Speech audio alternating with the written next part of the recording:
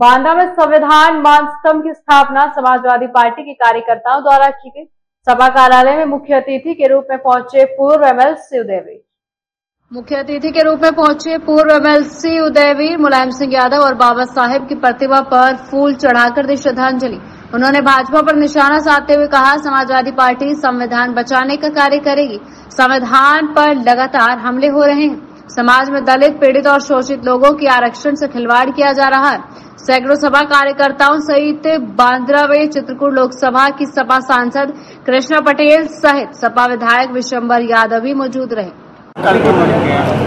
ये संविधान मान स्तंभ की स्थापना समाजवादी पार्टी ने अपने कार्यालय में की है और ऐसा निर्देश हुआ है कि हर कार्यालय में ये संविधान मान स्तंभ की स्थापना की जाएगी।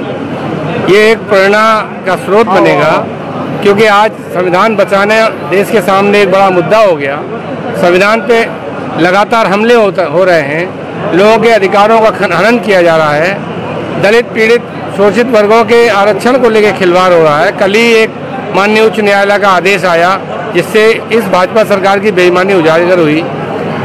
निष्पक्ष चुनाव लड़ना मुश्किल हो जा रहा है, तरह तरह से सरकारी मशीनरी का दुरुपयोग हो रहा है। तो ऐसे समय में ये जो बाबा साहब ने संविधान बनाया था, इस संविधान का मान रखना है, ये अपने कार्यकर्ताओं को याद दिलाता रहे, उनको प्रेरणा मिलती रहे।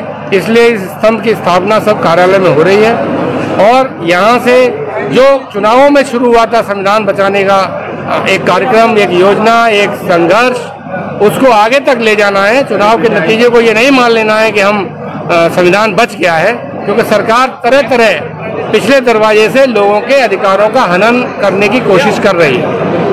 ये जो चुनाव के आ रहे हैं, चुनाव की बात कर रहे हैं और भाजपा सारी सीटें जीतने का दावा कर रही है, क्या है इसमें सपा कितनी सीटें जीतेगी? भारतीय जनता पार्टी दावे तो 400 पार के भी कर रही थी और आप लोग सब गवाह हैं। ईमानदारी से चुनाव हुआ होता तो और भाजपा कम से कम 15 सीट हार जाती।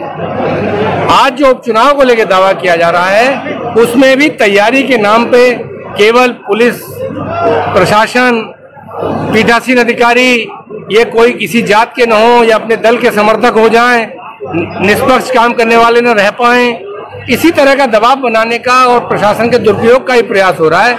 कोई जनता के मन जीतने का काम नहीं हो रहा और ऐसा एक भी काम अभी उत्तर प्रदेश के मुख्यमंत्री नहीं किया जिससे जनता को राहत मिले।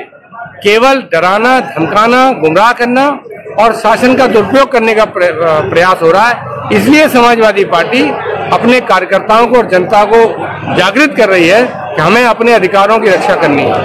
कितने सीटें जीतेगी इस चुनाव में समाजवादी पार्टी? मुझे तो नहीं लगता कि समाजवादी पार्टी को किसी एक सीट को भी भारतीय जनता पार्टी को बहुत आसानी से जीतने देगी।